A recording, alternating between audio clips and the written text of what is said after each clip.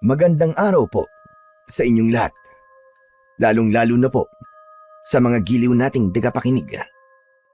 Ang kwento pong ating mapapakinggan ay tungkol sa magkapatid na Jeros at Jet.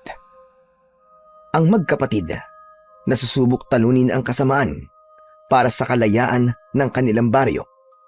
Wala na silang mga magulang dahil ang kanilang mga magulang ay isa sa mga namatay dahil sa pagguho ng lupa. Nailigtas ang magkapatid dahil sa ginawang pagsasakripisyo ng kanilang mga magulang. Nang mga panahong yon, ay si Jeros ay 12, habang si Jet naman ay 4 na taong gulang. Dahil sa murang edad, hindi nila alam kung saan sila tutungo. Mabuti na lang at may isang matandang babae ang nagka-interes na kupkupin sila. Magmula noon ay sumasama na si Jeros at Jet para sa paggagapas ng saging. Ngunit dahil bata pa si Jet at kailangan pa nitong alagaan, ay itinatali ni Jeros ang kanyang kapatid sa kanyang likuran upang makapagtrabaho siya nang hindi naiistorbo. Yun lamang ang naisip na paraan ni Jeros upang makatulong sa matandang babae na kumupkup sa kanila. Lumipas ang 8 taon at ganap na binata na si Jeros, habang ang kanyang kapatid naman na si Jet ay pausbong na sa pagkabinatilyo. Tumutulong na rin si Jet sa paggagapas, kaya't malaki-laki na rin ang kanilang kinikita. Ngunit dahil gahaman ng kanilang amo na si Mang Leopoldo, ay halos 2 araw nilang sahod ang ikinakaltas sa kanila tuwing linggo ng sahod, dahil ang matandang babae na kumupkup sa kanila ay wala na sa gapasan dahil sa nagkasakit ito, at palagi nang ginagawa ni Mang Leopoldo ang pangbabawas ng sahod sa magkapatid dahil alam niya na hindi ito tulad ni Lola Aida na palaban, habang ang magkapatid naman ay tahimik lamang. Amo, bakit ganun? Wala naman kaming absent ni Jet ah. Bakit kulang ng 2 araw ang sahod namin? Kaya nga po pambili po sana namin to ng gamot ni Lola Aida. Ba't nagrereklamo ba kayo ha? Sa pamamaraan ko ng pagpapasahod? Hindi naman po sa ganun, amo. Kailangan lang po talaga eh. May sakit po si Lola Aida eh. Abay, wala akong pakialam dun. Sakto lang yan. Walang kulang sa ibinigay ko. O siya alis na. At marami pa sa sahod sa likuran nyo. Tinignan na lamang naming magkapatid ang sobre na hawak nila, habang isang sulyap pa sa amo nilang humihitit ng tabako. Matapos nun ay umalis na ang magkapatid at sabay na tinahak ang daan pauwi sa kanilang tirahan. Bakit ba naman kasi hindi ka pa nagsusumbong kay Lola Aida, kuya Nakita mo naman nagpapagod tayo at hindi nagsasayo ng oras sa sagingan. Tapos sa sahod tayo ng kulang-kulang. Jet, kilala mo si Lola Aida. Kapag tungkol sa atin, halos guluhin niya ang buong baryo. Tsaka may sakit si Lola. Hindi na dapat siya istresin. Bakit kasi hindi na lang tayo maghanap ng ibang trabaho, kuya? Yung hindi matakaw sa pera yung amo. Manahimik ka nga dyan, Jet. Baka mamaya may makarinig pa sa'yo na tauhan ni Leopoldo Isumbong pa tayo ron. Tsaka, kung yan na naman ang pagtatalunan natin, Jet, ipahinga mo na lang ang bibig mo. Kita mo naman na hindi ako nakatapos kahit na elementary lang. Mula nang mamatay si nanay at tatay, sa panggagapas na nakatuon ng atensyon ko. Walang trabaho ang tatanggap sa tulad ko, Jet. Kaya pagtutulungan natin yung pag-iipon para kahit ikaw lang, sa atin 2 makapagtapos ay ayos na. Kahit na high school lang, Jet. Para naman hindi ka magaya sa akin na tagagapas na lang habang buhay. Pasensya ka na, kuya. Ayoko lang kasi na inaabuso ni Leopoldo yung kahinaan natin. Ayos lang, Jet.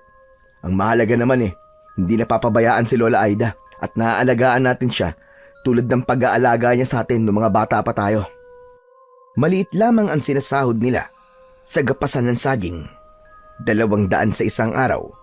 Ngunit dahil binabawasan ni Don Leopoldo ang kanilang lingguang sahod na dapat ay 1,200, ay 800 na lang ang kanilang natatanggap dahil sa kasakiman ng kanilang amo. Kuya, ito ang 600 oh. Itatabi ko na lang yung 200 para sa pag-iipon. Salamat, Jet ha. Makakapag-stock tayo ng ilang dilata. Makakabili pa tayo ng gamot ni Lola Aida. Ay nako, buti na lang talaga. Meron akong kapatid marunong umintindi. Jesus, ayan na naman si kuya. Mamaya niyan, umiiyak na yan. Sira ulo. O siya, dito ka lang muna. Bibili lang ako sa loob ng dilata para may stock tayo sa bahay. Tapos mamaya, sa butika naman tayo bibili. Tumangutango lang si Jet at umupo sa harap ng malaking sari-sari store. Habang siya ay nakaupo, may mag-asawa ang dumaan sa kanyang tabi at bahagyang tumigil sa kanyang harap habang nag-uusap. At dahil nakatapat yun sa bata, ay hindi niya napigilan ang makinig. Ayon sa mga ito, ay may mga natagpuan na bangkay malapit sa sagingan ni Don Leopoldo. Ayon sa mga ito, ay wakwak ang kanilang dibdib. Wala nang lamang loob at dugo. Kinilabutan naman ang batang nakikinig. Kaya't nang bumalik ang kanyang kuya, ay agad siyang napakapit dito. Oh, ano nangyari sa'yo, Jet? Ba't parang takot na takot ka? Kuya, umuwi na tayo. Teka, bibili pa tayo ng gamot ni Lola. Sige, bilisan lang natin kuya. Ano ba nangyari sa bata ka? Iniwan kita ng maayos dito ah. Kuya, basta, bilisan na natin. Naglakad na lang sila upang bumili ng gamot. Pagkatapos nun, ay naglakad na sila pauwi. Nadatna nila ang matanda na nasa tabi ng kalan at hinihintay na matapos ang kanyang sinasaing. At agad naman itong pinuntahan ni Jeros at pinaupo. Lola naman, di ba sabi ko po sa inyo, magpahinga na lang po kayo. Pag uwi namin kami na po ang bahala sa mga gawaing bahay. Lalong lalalaan na yung bako kung hindi ko igagalaw ang mga ito. Ayos na yung ganito. Kesa naman, lagi ako nakahiga o nakaupo. Mas lalong lalala yan, Lola, kung magpapagod po kayo. Nako, apo, hindi naman pwede na maging pabigat lang ako sa inyo. Nagtatrabaho kayo sa initan habang ako nagpapakaray na sa bahay. Lola Aida, hindi ho ganun yun. Magpahinga kayo para gumaling kayo. Ay nako, kahit na ano pang sabihin mo. Ay teka, nasaan ba si Jet? Nandyan lang po la, kasama ko pong umuwi. Sabay silang lumabas ng kusina at nakita nila si Jet na tulala at para bang malalim ang iniisip. Dahil hindi niya makalimutan ang kanyang mga narinig. At kahit balibaligta rin man ang mundo, ay hindi niya lubos maisip na may taong ganong kasama para sa isang karumal-dumal na tagpo na namumuo sa kanyang isipan. Jet, apo, ba't parang ang lalim yata ng iniisip mo? Ewan ko ba dyan la? Okay naman kanina yan Tapos bigla na lang naging ganyan. Ano bang iniisip mo, Jet? Pwede mo ba sabihin sa akin, apo? Wala po ito, Lola. Hindi naman po mahalaga. Hindi mahalaga, pero para ka nakakita ng multo. Sige na nga. Kanina kasi iniwan po ako ni Kuya. Tapos may nag-uusap po. Tapos sasabi po, may mga bangkay raw po silang nakita. Doon po malapit doon sa may sagingan ni Man Leopoldo. Wakwak raw po yung tiyan, tapos wala na po mga laman loob. Hindi kaya may aswang na po sa baryo, Lola? Yan. Yan ang mga nakukuha mo sa kakabasa mo ng katatakutan. Tapos mahilig ka pang makinig sa usapan ng mga matatanda. O ano na pala mo ngayon? Kuya, iba naman yun Sabi ng mga nag-uusap kanina, wakwak yung katawan. Sino bang matinong tao ang gagawa nun? Aba, uso yan. Yung mga nangunguha ng tao, tapos binibenta yung laman loob. Malay mo naman, Kuya. Halimaw talaga, di ba? Ay sus, nagpapaniwala ka na naman. Mga apo, nasa harapan niyo ako tapos ganyan kayo. Jeros, Jet, parehong pwede ang mga sinabi niyong dalawa. Basta, palagi na lang kayo mag-iingat. Yan, si Kuya kasi. Oh, bakit ako na naman? Tama na. Yan ang ibig ko sabihin, huwag na kayo magtalo. Kalimutan mo na yung mga narinig mo, Jet. Ikaw naman, Jeros, maghain ka na. Kumain na tayo para maaga kayo makapagpahinga. Alam kong pagod kayo kakagapas. Sige po la. Mabilis na naghain si Jeros. Nagbuka siya ng isang dilata at yun ang pinagsaluhan nilang tatlo. Tahimik silang kumain at pagkatapos ay lumabas ng bahay si Jet kahit na medyo madilim na ang kapaligiran upang sana ay pumunta sa poso para maglinis ng katawan. Ngunit hindi pa man siya tuluyang nakakalapit sa may poso ay may naaninag na siyang isang malaking itim na nakasabit sa isang tuyong kahoy. Mukha itong paniki, ngunit halata dito ang mata nitong parang sa tao. Malalaki ang pangil at matutulis ang kuko. Nabitiwan ni Jet ang sabon na kanyang hawak at dali-daling tumakbo sa loob ng bahay habang sumisigaw. Ano ba yan, Apo? Ano na namang nangyayari sa'yo? May aswang po, Lola. May aswang po. Ano ba pinagsasasabi mo, Jet? Hanggang ngayon ba hindi mo pa rin makalimutan yung narinig mo? Lola, nakita ko po. Mukha po siyang paniki. Baka paniki lang talaga yon, Jet. Hindi, kuya. Napakalaki niya. Sobrang laki, kuya. Tapos yung mga mata niya, nandidilat. Purong puti. Tapos ang lalaki ng pangil. Grabe naman yung imagination mo, Jet. Na-apply mo na sa mga nakikita mo. Kapag may nakarinig sa'yo niyan, iisipin na babaliw ka na. Lola, kuya, maniwala naman kayo sa akin. Totoo nga. May ebidensya ako. Ali kayo. Ipapakita ko sa inyo. Bumalik sila kung saan nakita ni Jet ang sinasabi niyang aswang. Ngunit pagdating nila doon, ang sabon na lang na nabitiwan ni Jet ang kanilang nakita. Ay nako, pinagtitripan mo ba kami, Jet? Nasaan yung sinasabi mong aswang, Aber? Nandyan lang yung kanina nakasabit pa nga dyan sa tuyong puno eh. Maniwala ka, Lola. Totoo po talaga yung nakita ko. Baka naman namamalikmata ka lang. Ikaw talaga pinagod mo lang si Lola eh. Tigilan mo na nga yung pag-i-imagine mo, ha? Ang birang bata to. Sige na, maglinis ka na ng katawan mo. Tama ang kuya mo, Apo. Baka nababalik mata ka lang. Sige na, maglinis ka na ng katawan. Babalik na kami sa bahay. Hindi na po. Bukas na lang po pag maliwanag na. Natatakot na po ako eh. Kumamot na lang sa ulo ang nakatatanda niyang kapatid at dinampot ang nahulog na sabon. Pagkatapos ay nagpunas na lamang sila ng katawan at sabay-sabay na pumasok sa kanilang maliit na kwarto. Mabilis silang nakatulog. Kinabukasan, maagang tumayo ang magkapatid. Hindi na nila ginising si Lola Aida. Ipinaghanda na lamang nila ito ng makakain, almusal at pangtanghalian. Oh, ano? Hindi ka ba maliligo? Mamaya na lang kuya pag uwi. Eh di ang baho mo yan. Mangangasim ka panigurado. Pagpapawisan ka mamaya. Buong araw pa naman tayo magbibilad sa araw. Nagsalita. Hindi ka rin naman naligo eh.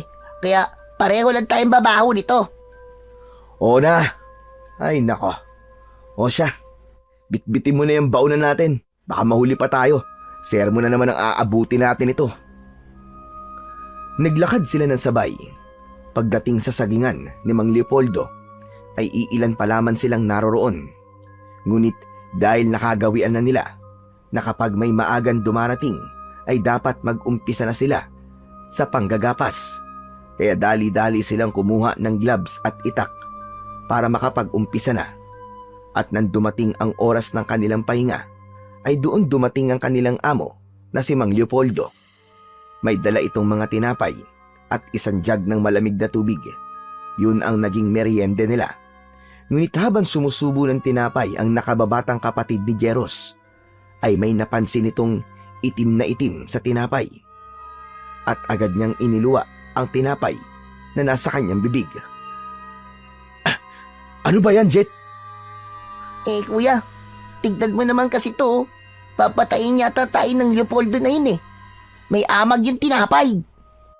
Uy, Jet, ano ka ba? Hinahamon pagsasalita mo. Kapag narinig tayo niyan, yari tayo. Kaya umayos ka. Hoy kayo riyan. Anong naririnig ko ang pangalan ko dyan, ha? Kasi naman po, amo, yung tinapay po. Mabilis na tinakpan ni Jeros ang bunganga ng kanyang kapatid at ngumiti ito kay Don Leopoldo na nasa kanilang harapan. Masarap po. Masarap po yung tinapay. Itinaas lamang ni Mang Leopoldo ang kanyang isang kilay at saka siya tumalikod. Nagtungo ito sa isang kubo at isinara niya ang pintuan nun habang ang magkapatid naman ay nagkatinginan. Pwe! Kuya, mas mamamatay ako sa kamay mo eh. Ano ba yan? Ang baho. Ayusin mo kasi, Jet.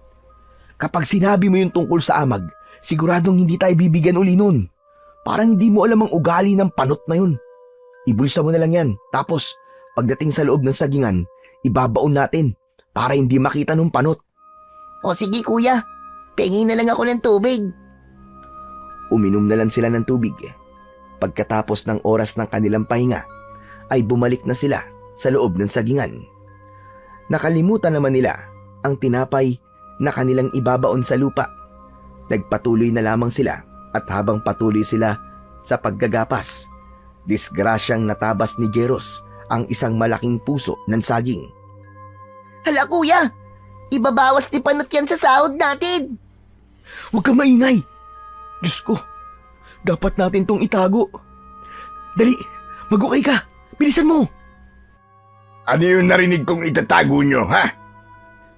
Napasalampak na lamang sa upo ang kapatid niyang si Jet upang matakpan ang puso ng saging na disgrasyang natabas ni Jeros.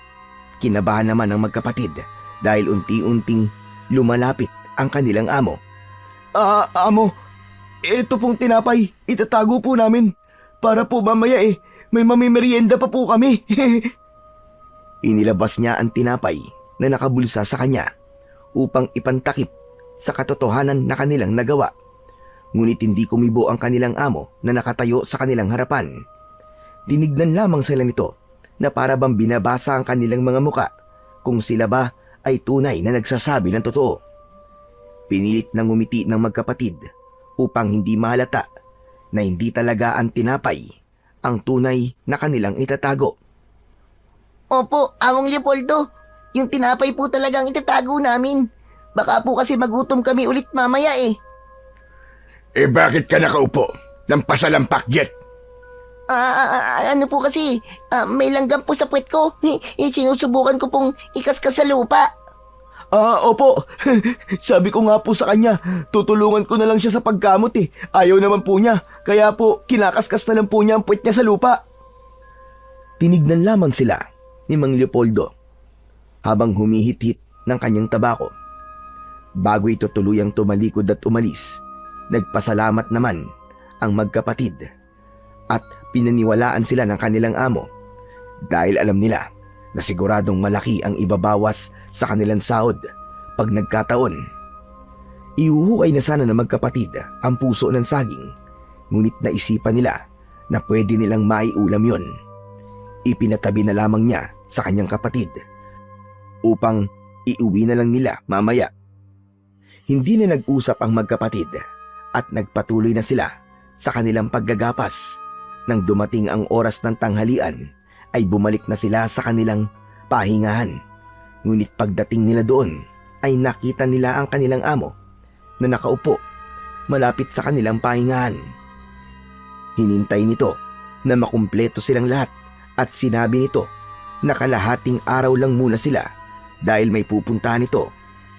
Nagtinginan naman ang magkapatid at agad na tinapos ng kanilang amo ang usapan na yon at sumakay na sa kanyang kotse habang ang magkapatid naman ay hinintay na umalis lahat ng kanilang mga katrabaho. Ayan Jet, wala na mga kasama natin. Kunin mo na yung pinatago ko sa'yo tapos ilagay mo rito sa bag ha.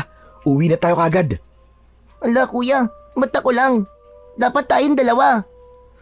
Ay nako, o siya, bilisan na natin. Kinuha nila ang itinago nilang puso ng saging. Pagkatapos ay isinilid nila ito sa bag kung saan nakalagay ang kanilang baon at naglakad na lamang sila na para bang walang nangyari. Kuya, paano kung malaman ni Don Leopoldo itong ginawa natin. Bahala na, Jet. Mahalaga, nakalusot tayo ngayon. Nakatakas nga tayo kay Mang Leopoldo. Pero pag nalaman naman ni Lola Aida yung ginawa natin, sigurado naman na pagagalitan din tayo nun. Huwag mo nalang isipin, Jet. Magmadali ka na lang. Makalipas ang ilang minuto, ay narating na nila ang kanilang tahanan. Naabutan nila doon si Lola Aida na kumakain pa lang. Nandun din ang isang kilala bilang magaling na mang-aararo ng mga bukirin sa kanilang baryo. Nagtaka naman ang magkapatid dahil madalang lamang nilang nakikita ang taong yon. Ngunit sa pagkakataong ito ay nasa kanilang bahay si Mang Elpidio na para bang may hinihintay. Mano po, Lola? Mano po? Aba, napaaga yata ang uwi nyo ngayon Ela, may pupuntahan daw po si Don Leopoldo eh. Sabi niya kalahating araw daw muna kami ngayon. Kayo lang? Hindi po, Lola. Kami pong lahat sa sagingan. Mukhang mahalaga po yung pupuntahan ni Don Leopoldo kasi nagmamadali po siya Aba, tamang-tama pala. At hindi na kailangan maghintay nitong si Elpidio. Nakawala kasi yung kalabaw niya. Gusto niya mamayang hapon, tulungan niyo siyang maghanap. Huwag kayong mag-alala mga bata. Bibigyan ko naman kayo ng pakonsuelo. Ang hirap lang talagang maghanap mag-isa Naku, Mang Elpidio, hindi po kami tatanggi dyan. Total naman po maaga pong naging pahinga namin kaya kayang-kaya pa po namin maghanap. Teka, may tanda ho ba yung kalabaw nyo? Meron. May telang nakatali sa mga sungay ng kalabaw ko. Kulay pula. Tamang-tama ho. Mas mabilis po kasi maghanap lalo na kapag may tanda yung hinahanap. Siya. Aalis na ako, Lola Aida, Jeros, Jet. Puntahan nyo na lamang ako sa may kakahuyan mamaya, ha? Ingat po kayo, Mang Elpidio. Pag-alis ni Mang Elpidio, ay dali-daling nagpunta si Jeros sa kanilang kusina. Pagdating doon, ay inilabas niya ang malaking puso ng saging na nakapaloob sa kanilang bag. Sinundan naman yun ni Jet. Iniwan nila si Lola Aida sa sala kung saan ito kumakain. Habang si Jeros naman ay inuumpisan ng alisan ng balat ang puso ng saging. Inaalis niya ang parteng matitigas nito. Nagtaka naman ang magkapatid dahil para bang hindi nauubos ang matigas na parte ng puso ng saging. Pinagpatuloy lamang ni Jeros ang pagbabalat. Lumapit naman ang kapatid niyang si Jet na nakakunot ang mga noo.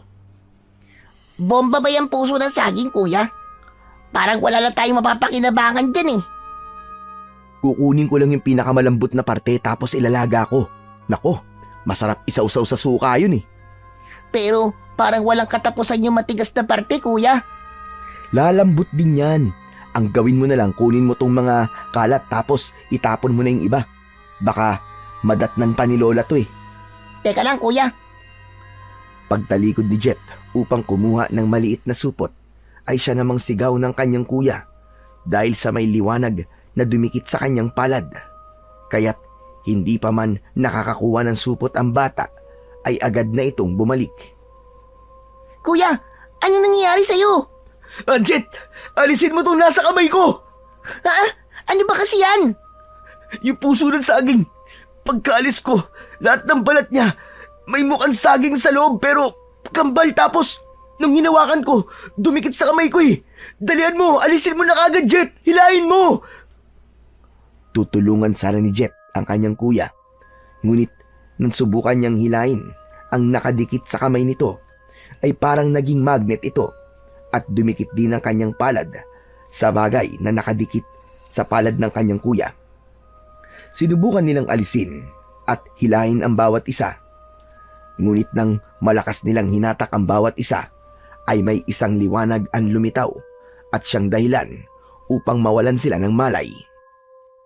Nagising na lamang sila sa isang kubo na hindi pamilyar sa kanila at wala rin silang maalala sa mga nangyari. Mga apo ko, gising na kayo.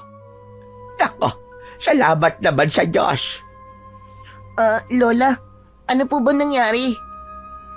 Nakita ko na lang kayo ng kuya mo sa kusina. Pareho kayong walang malay. Aray, ang sakit po ng ulo ko. Di ko alam ang mga nangyari.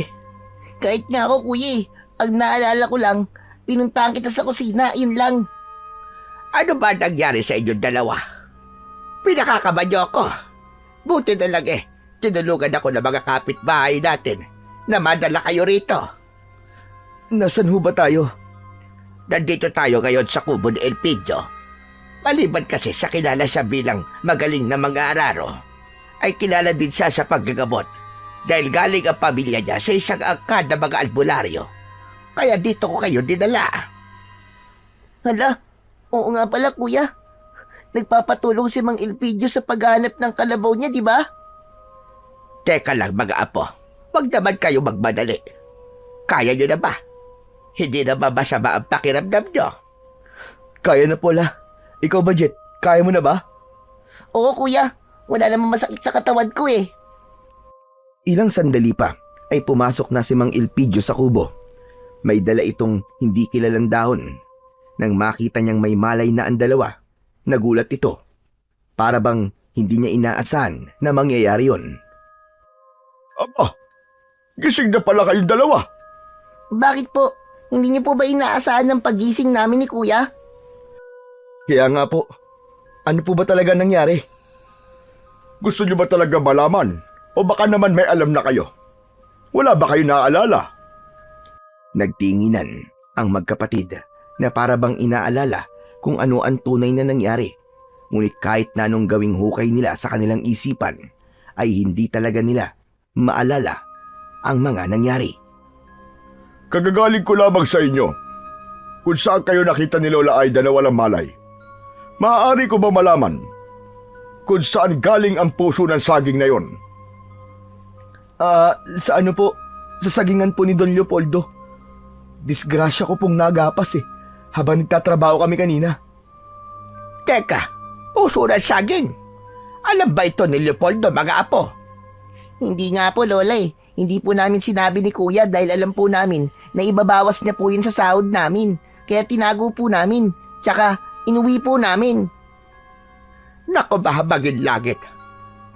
Alam nyo ba na yun ang pinakaayaw ni Leopoldo na gawin ng mga trabahador niya?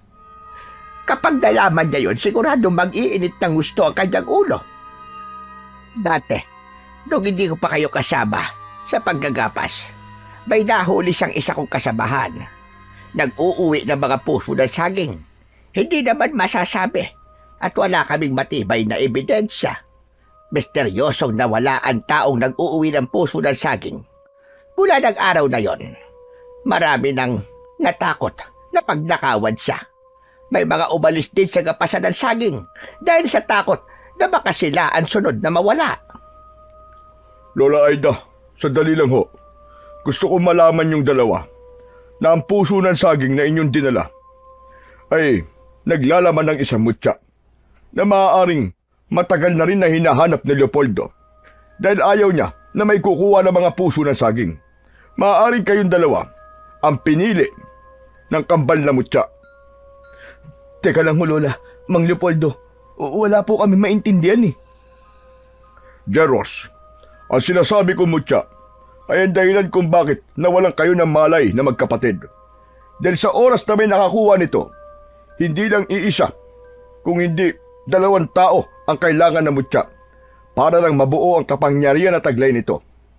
Marami na sumubok na maghanap ng kambal na mutya ng puso ng saging, ngunit wala sa mga ito ang nagtagumpay. Isa lamang ang ibig sabihin niyan. May nagbabadyang panganib kung kaya't pumili ang mutya ng karapat-dapat. Ano pong ibig sabihin yung panganib, Mang Elpidio? Pasensya na po pero parang wala naman pong katotohanan ng mga sinasabi niyo Tsaka, disgrasya lang po talaga na nagapas ko po yung puso. Kaya paano pong pinili? Hindi lamang disgrasya o nagkataon lang ang bagay na yon. Sigurado ko na kayong magkapatid talaga ang pinili ng kambal na mutya. Siguro, hindi nyo pa maintindihan sa ngayon. Pero sigurado ko sa mga sinasabi ko. Darating din ang oras na malalaman nyo at kayo mismo ang makakasaksi sa kapangyarihan na taglay nito. Hindi na lamang kumibo ang magkapatid, habang ang matanda naman na si Lola Aida ay nag-aalala. Baka sa kanyang muka ang pag-aalinlangan, kaya't iniba na lamang niya ang takbo ng usapan. O siya, kaya niyo naman tumayo. Kaya naman po, La. Tulungan niyo na si Elpidio na maghanap sa kanyang kalabaw. Sige na. Pero la, papalubog na po ang araw eh. Mahanap naman siguro natin yun bago lumubog ang araw, Jet. Sayang yung pakonsuelo na ibibigay ni Mang Elpidio, di ba? Pambili din yun ng gamot ni Lola. Tumango na lamang si Jet sa sinabi ng kanyang kuya, kaya't sabay silang bumaba sa katre at sabay na lumabas, habang si Mang Elpidio naman at Lola Aida ay nagtinginan na parabang nag-uusap ng tahimik. Hindi ko maintindihan kung bakit ang mga bata pa ang pinili ng butyak. May dahilan, Lola Aida, kung kaya't sila ang pinili nito. Hindi basta-basta pipili ang isang makapangyarihan na bagay kung hindi niya nakitaan ang nilalang ng kabutihan. Pero mga bata pa sila, Elpidio. Wala bang paraan para maalis sa kanila ang mutya? Wala, Lola Aida. Dahil ang kambal na mutya ng puso ng saging, ayon sa aking ama at lolo, nang sila ay nabubuhay pa. Kapag ang mutya ng puso ng saging ay dumikit sa katawan ng tao at magkakaroon pa ito ng isa pang kasama, ay magiging parte na ito ng kanilang katawan. Diyos ka, bakit sila pa? Napakabata pa nila para pumasa ng isang mabigat na responsibilidad. Huwag ka nang mag-alala sa kanila, Lola Aida.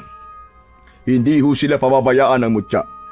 Alam niyo naman po, ang taglay na kapangyarihan ng mutya na yon, hindi ba? Oo, Elpidio. Kahit naman nagtataglay yun ng isang malakas na kapangyarihan, ay hindi pa rin ako mapalagay dahil ayon sa pangitain ng aking ninuno. Sa matagal na panahon na tahimik na pamumuhay ng mga tao, ay lalaganap ang isang madilim at hindi inaasahang mga halimaw. Paano kung taglay na nga nila ang mutya, pero mapahamak pa rin sila? Hindi naman po siguro mangyayari yon, Lola. Dahil walang sino man ang makakatalo sa kabutihan. Tumingin na lamang sa kawalan ng matanda. Pinipilit na alisin ang pag-aalala sa kanyang puso, habang si Jet at Jeros naman ay patuloy lamang sa paghahanap ng kalabaw na pinapahanap ni Mang Elpidio. Kuya, naniniwala ka ba sa mga sinasabi ni Mang Elpidio? Naku, Jet. Kailan mo ba ako nakitang naniwala sa mga ganyan-ganyan? Kuya, para kasing totoo eh. Paano kung hindi? Wala namang masama kung maniniwala tayo, di ba? At saka, hindi ka ba napapaisip na walan tayo ng malay ng sabay? Dala yun ng pagod, o di kaya yung pinakain na tinapay sa atin nung panot nating amo. May mga amag kasi. Ewan ko, kuya. May parte kasi sa akin na para bang nagsasabi na paniwalaan ko sila eh. Ikaw lang.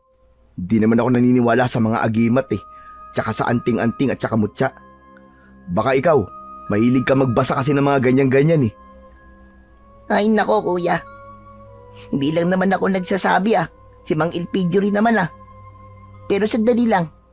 Naalala mo ba yung sinabi ni Lola? Ang alin na naman, Jet? Yung inahuling nagnakaw ng puso ng saging tapos bigla daw pong nawala. Hindi kaya dahil yung kay Don Leopoldo? Kaysa sama ng ugali ng panot na yun, hindi malayo na siya ang may gawa nun. Naku, Jet magdahan-dahan ka sa mga sinasabi mo. Baka mamaya may makarinig niyan sa'yo. Isumbong ka kay Don Leopoldo. Yari tayo doon pag nagkataon. Sino naman makakarinig sa atin dito? Tignan mo nga nasa gilid tayo ng ilog. Wala namang ibang tao dito eh. Basta mag-iingat ka palagi sa mga sinasabi mo. Lalo na kapag nandun tayo sa gapasan. Mahirap na. Kilala mo naman yung matandang panot na yun. Mainit ang dugo sa atin. Oo na, kuya. Mag-iingat na ako sa susunod. Nako, padilim na. Di pa rin natin nakikita yung kalabaw. Baka abutin tayo ng dilim dito, kuya. Speaking of kalabaw, Jet. Ayun nasa kabilang ilog. Aba, paano nakarating yun dyan? Aba, malay ko. Hindi na mahalaga yun, Jet. Alam mo, mahalaga. Maiuwi na natin siya. Lulusob tayo sa tubig? Ay hindi, maglalakad tayo sa tubig. Natural, lulusong tayo. Napakamot na lang sa ulo ang batang si Jet dahil sa sinabi ng kanyang kuya. Sabay nilang nilusong ang tubig sa ilog para makalipat. Lumangoy ang binata na si Jeros habang hawak naman niya ang kamay ng kanyang kapatid. Ngunit ang pinagtataka nila kung bakit nakaakyat sila nang walang kahirap-hirap. Kasabay nun ang parang dagta na nasa kanilang mga palad. Ano ba naman yan, Jet? Hindi ka ba nagugas ng kamay? Bakit may mga dagta ang kamay ko? La kuya, ako nga rin may dagta. Baka nga ikaw dyan ang hindi nagugas ng kamay tapos ako pa tong sisisihin mo. Hoy, gumamit ako ng gloves, no? Ako rin naman ano nga kala mo sa akin? Basta. Mamaya magugas ka ng kamay. Tara, kunin na natin yung kalabaw. Nilapitan na nila ang kalabaw. Nagpasalamat naman sila at hindi ito mailap. Kaya pala hindi ito makauwi dahil nakapulupot ang tali nito sa mga talahib. Mabilis nilang kinuha yon at sabay na tinahak ang daan. Naabutan na sila ng dilim at habang naglalakad, napansin nila ang pagkabalisa ng kalabaw para bang ayaw nitong tumuloy sa paglalakad. Nang narating nila ang isang malaking puno ng akasya na malapit sa tabing ilog, ay napahinto sila dahil huminto ang kalabaw. Ayaw na nitong maglakad. Maya-maya pa, isang kakaibang tunog ang narinig ng magkapatid. Napakapit naman si Jet sa kanyang kuya. Napansin na lamang nila ang kalabaw na bigla na lamang lumuhod sa kanyang kinatatayuan. Hayop na yan! Ano ba nangyayari sa iyong kalabaw ka? Makisama ka naman! Ang dilim-dilim na Wala pa kaming dalang kahit na anong ilaw! Tumayo ka na dyan! Kuya, natatakot ako. Ayan ka na naman, Jet, ha? Pinaiiral mo na naman yung pagiging matatakotin mo. Umayos ka nga. Nandito pa naman tayo sa may puno ng akasya. Pinilit ni Jeros na patayuin ang kalabaw. Ngunit kahit na anong pilit nito, ay ayaw pa rin itong tumayo at maglakad. Lumayo na rin ang tunog na kanilang naririnig. Ngunit nang tumingin si Jeros sa kanyang harapan at bandang itaas, napansin niya ang isang nilalang na parang paniki na nakasabit. Hindi ito nag-iisa dahil 4 ang mga ito. Sinubukan pakalmahin ng binata ang kanyang sarili. Sinubukan niyang isipin na isa lamang yung ordinaryong paniki. Ngunit sa muli niyang pagtingala ay napansin niyang sila ang tinitignan ng mga ito hanggang sa umangil ang mga yon ng napakalakas. Ganun na lamang ang panlalaki ng kanyang mga mata nang mapansin niyang lumipad ang mga ito at nagpaikot-ikot sa kanila. Hinigpitan ni Jet ang pagkakakapit niya sa kanyang kuya habang si Jeros naman habang nakahawak sa lubid ng kalabaw ay mahigpit niyang inakap ang isang kamay ng kanyang kapatid. Anak ka ng tinalupang toka, Anong mga to? Hinayupak na yan! Buisit na kalabaw ka kasi! Nag-inarte ka pa Kuya, ganyan yung nakita ko dun sa tuyong puno na malapit doon sa may poso. Kuya, mga aswang ang mga yan. Manahimik ka nga dyan, Jet. Nakikita ko naman Subukan niyo lumapit sa amin. Sinasabi ko sa inyo, hindi ako natatakot sa mga itsura niyo. Mas matakot kayo pag dawakan ko kayo sa leeg. Hindi ko talaga kayo titigilan hanggat hindi kayo nagkukulay ube. Sa itim nga mga yan, kuya. Malabong maging kulay ube ang balat ng mga yan. Tumahimik ka na nga dyan, Jet. Ang daldal mo. Nagpatuloy lang ang 4 na aswang na mukhang paniki sa pag-ikot sa kanilang magkapatid hanggang sa isa-isa ang mga ito na umatake. Hindi naman alam ng magkapatid ang gagawin, kaya't agad na nag-isip ang binata ng pwedeng gawin. Napansin niyang mahaba ang lubid ng kalabaw, kaya't niluwagan niya ito at yun ang ginamit na panghataw sa mga lumalapit na aswang. Bawat hagupit niya sa mga aswang ay nag-iiwan yun ng nagliliyab na sugat. Pagkatapos ay sinubukan ng mga aswang na dagitin ang kapatid niyang nakakapit ng maigpit sa kanyang damit. At nang makuha ng aswang ang buhok ng kanyang kapatid, sinubukan niya itong ilipad, ngunit maigpit itong niyakap ni Jeros sa bandang paanan. Umiiyak naman sa sakit ang bata hanggang sa nahawakan ng bata ang kamay ng aswang na ginagamit nito na panghila sa kanya. Pagkatapos nun, ay dumikit ang kamay ng aswang sa batang si Jet. Ngunit habang nakadikit ang kamay ng aswang, halata dito ang paso na kanyang natatamo. Napansin din yun ng binata, kaya't doon na bumalik ang alaala niya sa mga nangyari sa kanila ng kanyang kapatid. Kaya't sinubukan niyang mahawakan ng ibang aswang. Ang isa ay nahawakan niya sa pakpak. Ipinaikot-ikot niya yon at sabay na binitiwan. Naalala ko na, Jet!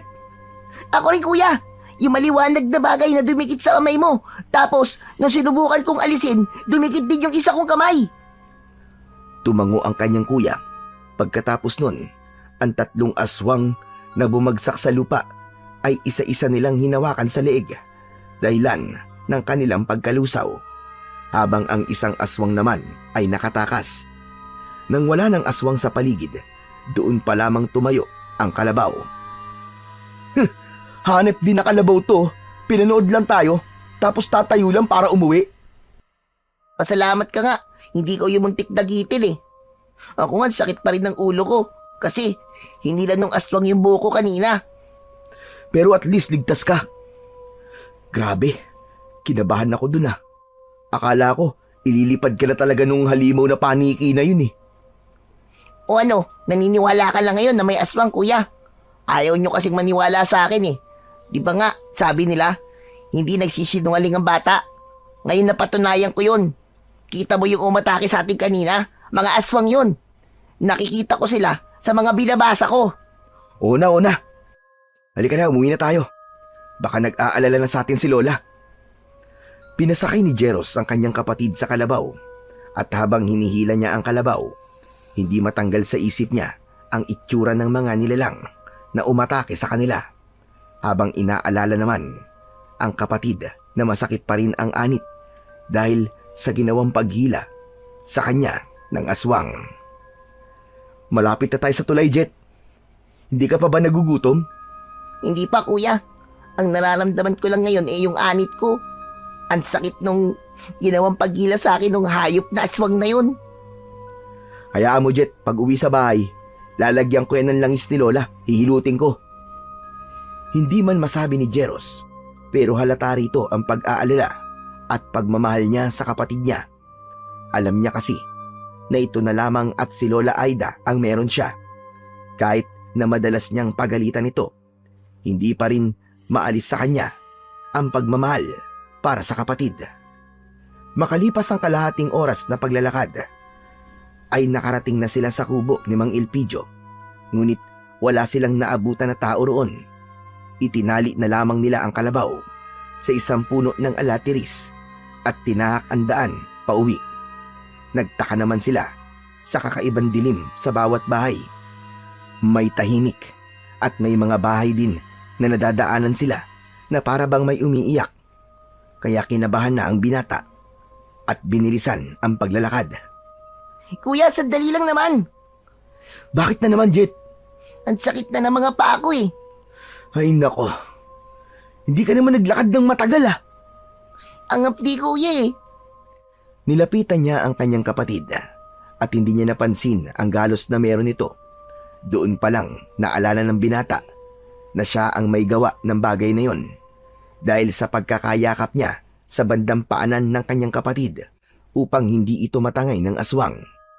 Dahil doon, hindi niya sinasadyang nagalusan ng kanyang kapatid. Kaya't bumalot ang kanyang awa para dito. Kaya't pinunasan na lamang niya ito pauwi sa kanilang munting tahanan. Salamat kuya. Kasi hindi mo ako hinayaan na makuha ng mga aswang na yon. Wala yon.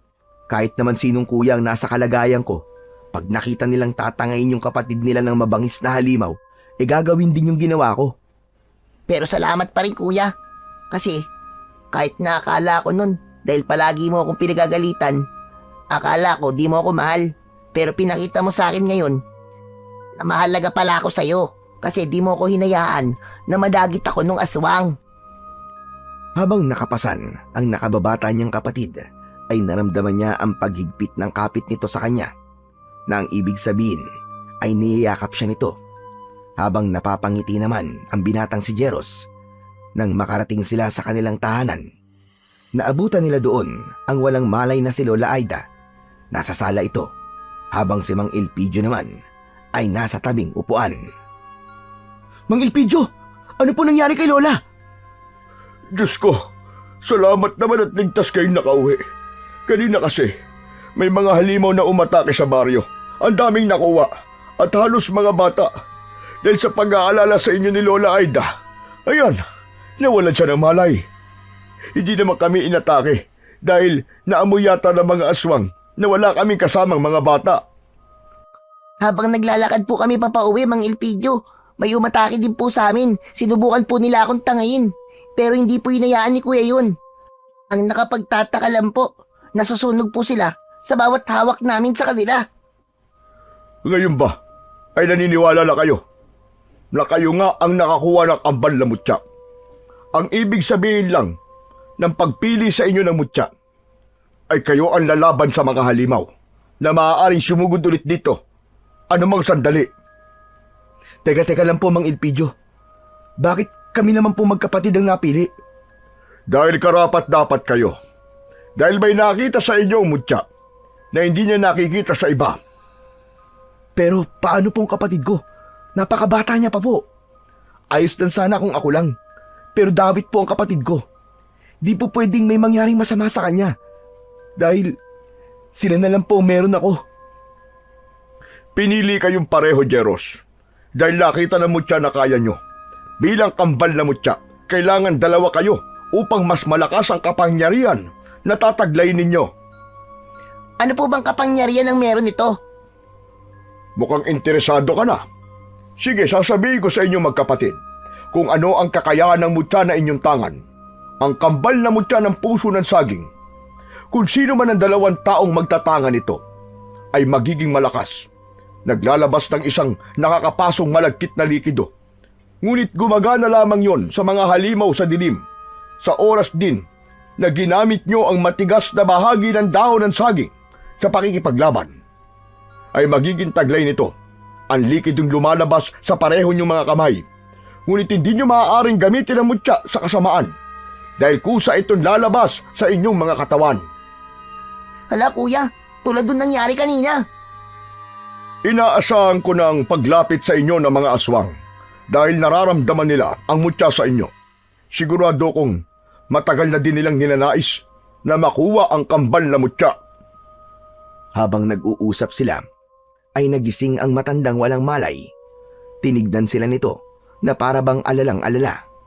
Nilapitan naman ng magkapatidang matanda at parehong niyakap, habang si Mang Elpidio ay nagpaalam na. Naghapunan na ba kayo, mga apo? Hindi pa nga po, Lola eh. Kumusta na po ang pakiramdam nyo, La? Ayos lang po ba kayo? Wala po bang masakit sa katawan nyo? Ayos lang naman ako. Nag-alala lang ako sa inyong dalawa. Kumain na muna kayo, mga apo. Sige na. Nakahanda na ang pagkain sa lamesa. Tinakpan ko lang. Tumango ang magkapatid at bago pa sila lumapit sa pagkainan, ay niyakap muna nila ang matanda at tahimik na lumapit sa pagkainan. Pagkatapos nun, ay kumain sila ng tahimik. Matapos nila kumain, ay bumalik sila sa tabi ni Lola Aida. Nadatnan nila ang matanda na malalim ang iniisip. Tapos na po kaming kumain, La. Ikaw po ba? Ayaw niyo pa pong kumain? Kumain na ako, mga apo. Inasikaso ako ni Elpidio. Ella, bakit po ba kayo nawalan ng malay? Nag-alala lang ako sa inyo ng kuya mo. Kasi umatake kanina ang mga aswang na mukhang panike. Tapos kayo ay nasa labas. Hindi ko na napigilan ang aking sarili na mag-alala ng gusto. Ayos lang naman po kami, La. Hindi naman po kami napano eh. Ikaw kuya, ayos lang. Kasi hindi kasi nabunutan ng aswang. Ano ka ba? Anong sinabi mo, Jet? Napahilamos na lamang sa muka ang kanyang kuya na nakatingin sa kanyang batang kapatid dahil balak niya sanang itago na lamang sa kanilang lola ang nangyari. Ngunit dahil sa kadaldala ni Jet ay hindi niya na magagawa yon. Sinubukan po akong dagitin ng aswang, Lola. Gamit po ang buhok ko. At sakit pa nga po ng anit ko eh. Pero la, di naman po siya nakuha eh. Sige na po la, magpapahinga na po kami. Pahinga ka na rin po. Hinila ni Jeros ang kanyang nakababatang kapatid papasok sa kanilang silid at dinuro niya ito sa muka na dahilan upang ipagtaka naman ni Jet. Ang daldal mo talaga. Nakita mo naman na nananahimik na ako. Gusto mo talagang mag-alala ng gusto sa'yo si Lolay, no? Hindi mo nalang inisip na pwedeng makasama sa kanya yon. Sorry kuya, hindi ko naman po sinasadya eh. Sa susunod huwag kang ganun. Ingatan mo mga sasabihin mo. Isipin mo muna kung makakasama ba yun sa nararamdaman ni Lola. Pasensya na kuya, hindi ko talaga sinasadya. Niyakap ni Jet ang kanyang kuya at naluwa ito. Ganun din ang ginawa ng binata dahil hindi ito sanay na nakikitang umiiyak ang kanyang kapatid. Pinahiga niya na ito para magpahinga. Mabilis naman na nakatulog ang bata habang si Jeros naman ay nakaupo at nakatingin sa may labas ng bintana. Iniisip niya ang bigat ng responsibilidad na kanilang pasan-pasan at damay pa roon ang kanyang nakababatang kapatid. Iniisip niya na kapag napahamak ang kanyang kapatid ay siguradong hindi siya mapapatawad ng kanyang mga magulang. Isa pat, bago tuluyang humiga, ay sinulyapan niya muna ang kapatid niyang maimbing sa pagtulog. Matapos niya itong sulyapan, ay tuluyan na siyang humiga at ipinikit na niya ang kanyang mga mata. Kinabukasan, naunang nagising ang matanda at ginising ang dalawa upang magtrabaho. Agad naman silang tumayo at nakita nila sa orasan na malapit na silang mahuli sa trabaho, kaya't hindi na sila nakapaghanda ng kanilang mga babaunin. Lola Aida, aalis na po kami ni Jet O siya, sige. Mag-iingat kayo. Hindi na nag-aksaya ng oras ang magkapatid. Mabilis nilang isinubo ang tig-2 pandesal sa kanilang mga bibig at kinuha ang bag na may lamang gloves at panggapas at mabilis silang tumakbo. Dahil sa bilis nila sa pagtakbo ay di na nila namalayan na mabilis silang nakarating sa sagingan. Pagdating doon, nadatnan nila ang mga kasama nilang nakaluhod sa lupa. Habang si Don Leopoldo ay may hawak na pamalo, habang may isang lalaki sa tabi niya ang nakaupo sa lupa, hubad ang pang-ibabaw at pang-ibabang saplot at puno ng latay sa katawan. Buti naman at nandito na kayo.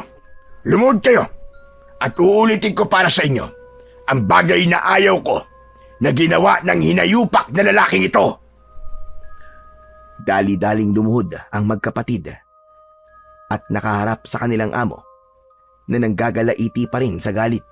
Hindi naman nila alam ang dahilan kung bakit gano'n na lamang kaaga ang galit ng kanilang amo. Nakikita niyo ba ang taong nasa aking harapan?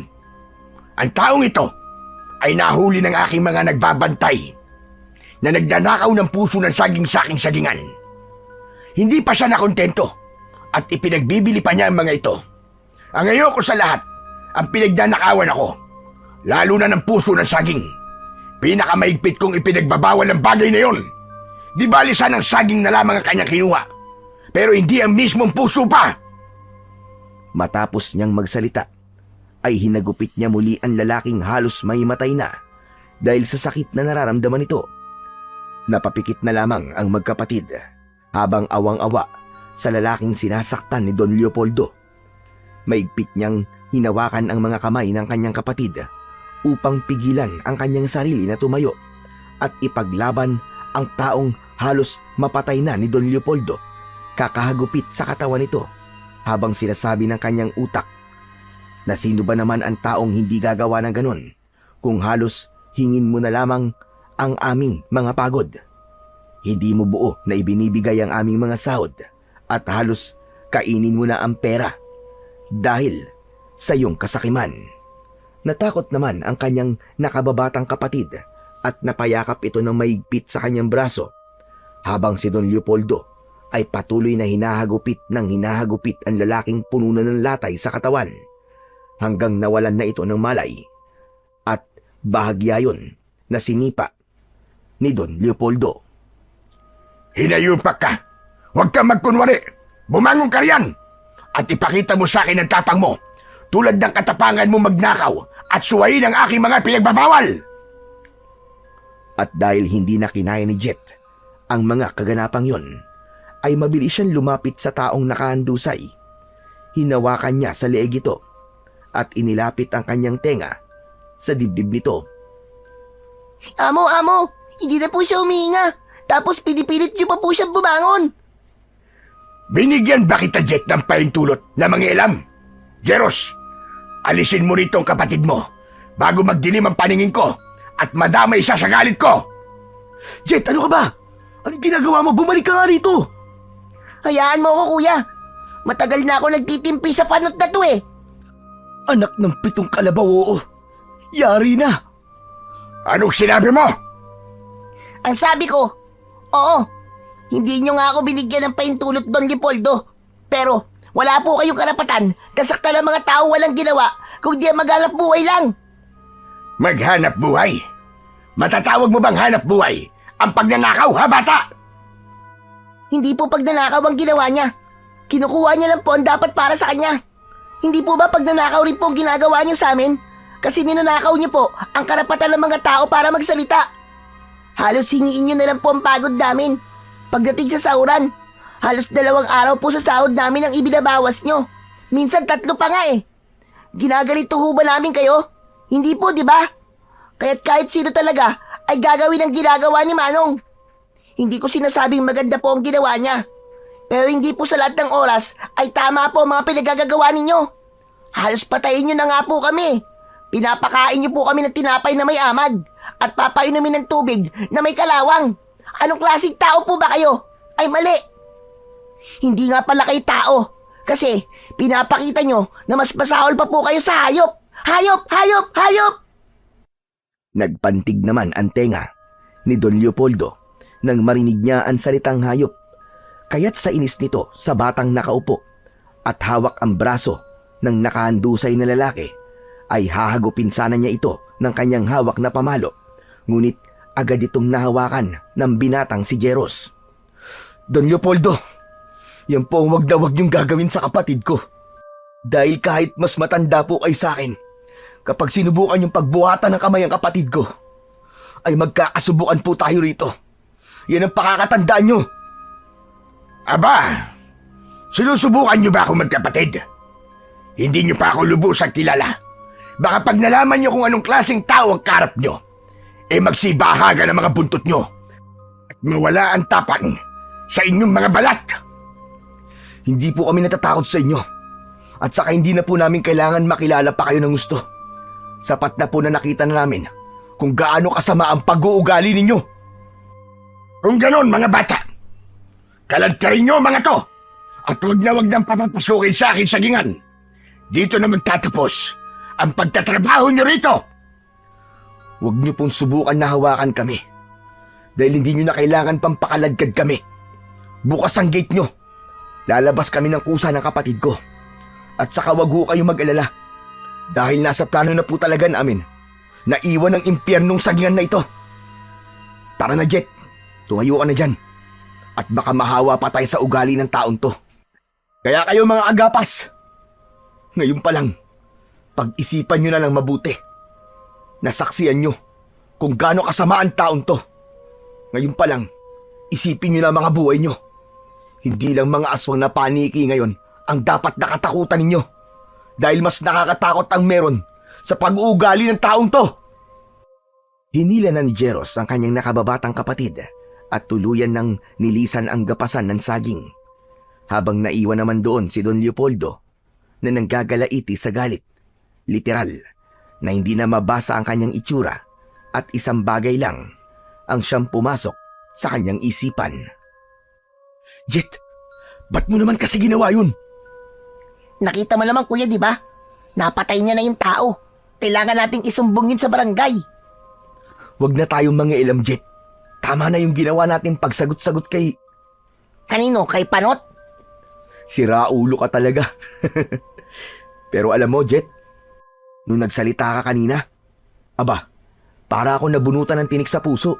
Tapos, nung naglabas din ako ng sama ng loob, parang guminhawa ang pakiramdam ko. Ganun pala ang pakiramdam, Jet. Pag nailalabas mo yung masasamang nararamdaman mo sa taong nagpapakita sa'yo ng di maganda. Ganon din yung naramdaman ko, kuya. Pero, di ko pa rin maisip kung bakit naging ganun kasama si Don Leopoldo. Di ba? Nung nandun pa si Lola hindi naman siya ganun kalupit. Di ko rin alam, Jet. Wag na yan ang isipin mo. Hindi dapat inaalala ang mga ganong tao. Alam mo ang dapat na alalahanin natin? Ano, kuya? Kung anong ipapaliwanag natin kay Lola Aida. Paano na tayo ngayon? Di sabihin natin kay Lola yung totoo kung gaano talaga kasama ang ugali ng panot na yun. At saka, kuya, wala naman mali sa ginawa natin. Mas maganda nga na umalis na tayo doon kasi kung di pa tayo umalis doon, baka malaman niya ang ginawa natin. Oo nga no. Tama ka. Mahirap na. Baka gawin din niya sa atin yung ginawa niya kay Manong. Pero ang iniisip ko, kung paano tayo ngayon. Paano tayo? Wala na akong perang nakatago. Hindi muna ako mag-aaral sa susunod na pasukan. Gamitin na muna natin yung naipon ko. Sa tingin ko, kuya, malaki-laki na rin yun kasi halos mapuno ko na ng barya at tig-100 yung kawayan kong alkansya. Pero, yun na nga paano ang pag-aaral mo? Tsaka na yung kuya.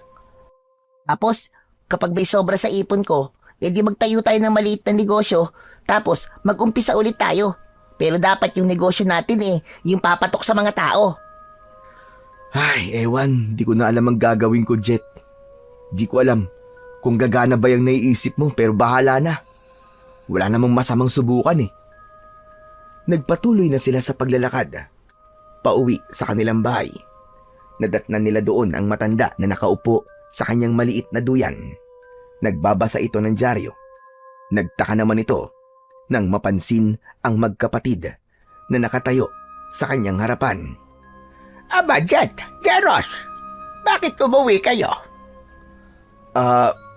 Wala na ho, La. Teka, ano bang wala na?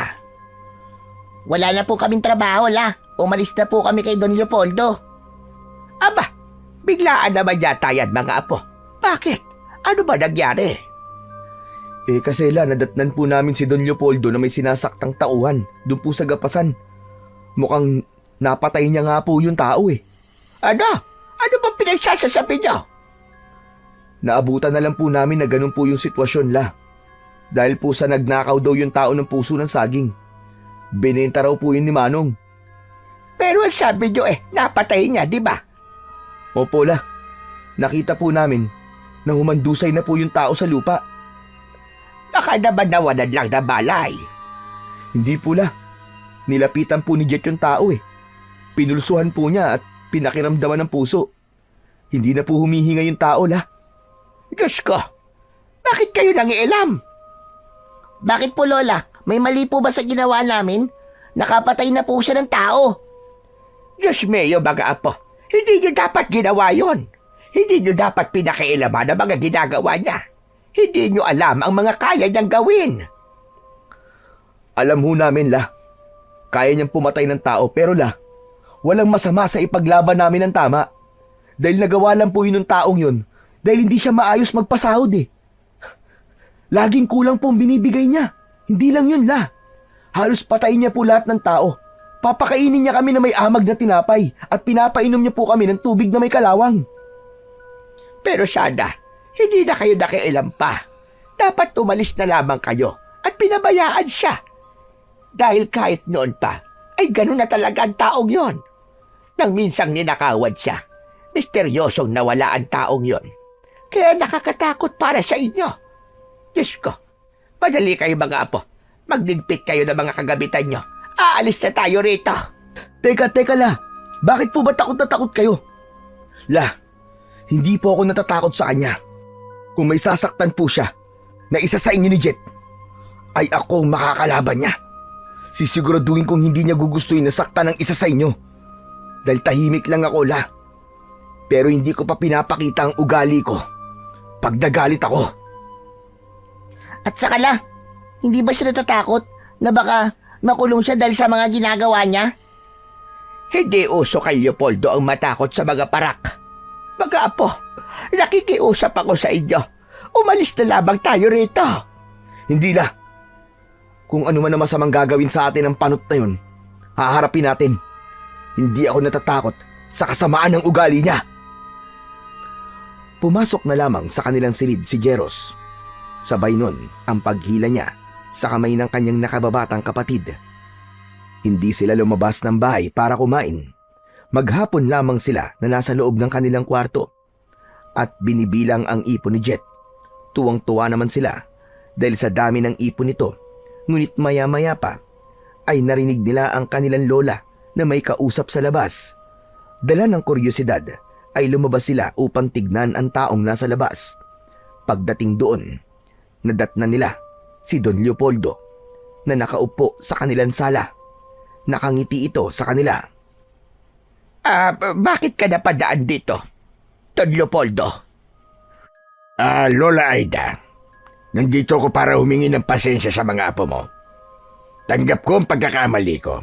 At siguro, nakarating na rin sa inyo yung taong pinagmalupitan ko. Huwag kayong mag-alala at maayos na ang lagay niya. Nagpapagaling na lamang siya sa ospital at kasama niya ang pamilya niya.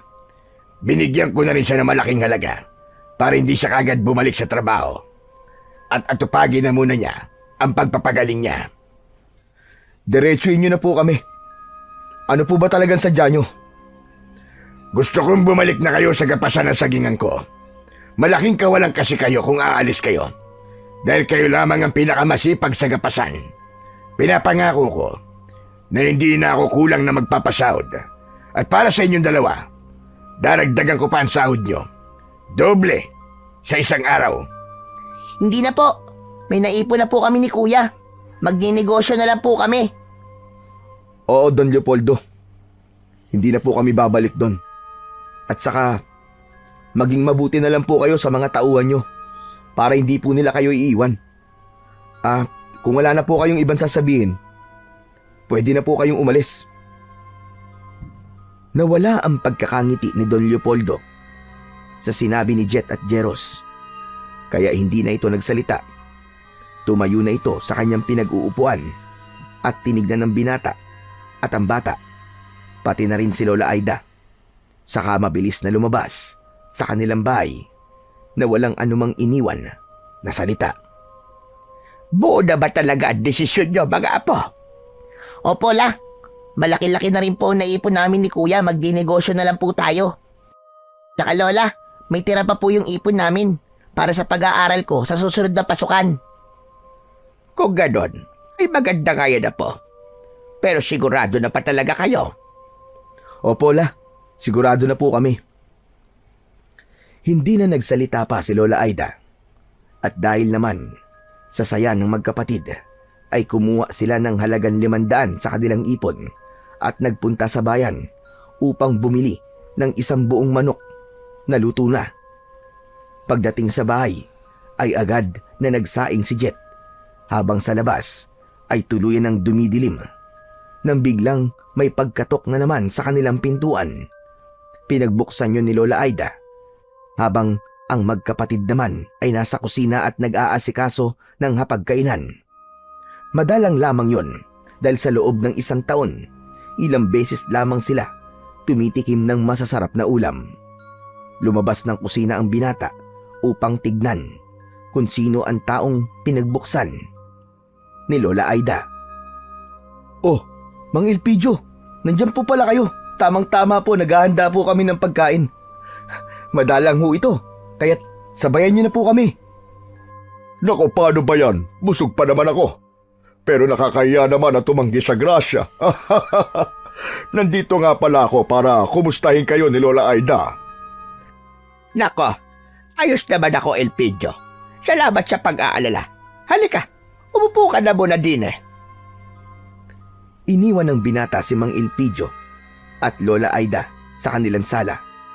Bumalik na ito sa kusina. Maya-maya pa matapos nilang maghain ay tinawag na nila ang dalawa sa sala. Agad namang nagtungo sa kusina ang dalawa at umupo sa pagkainan.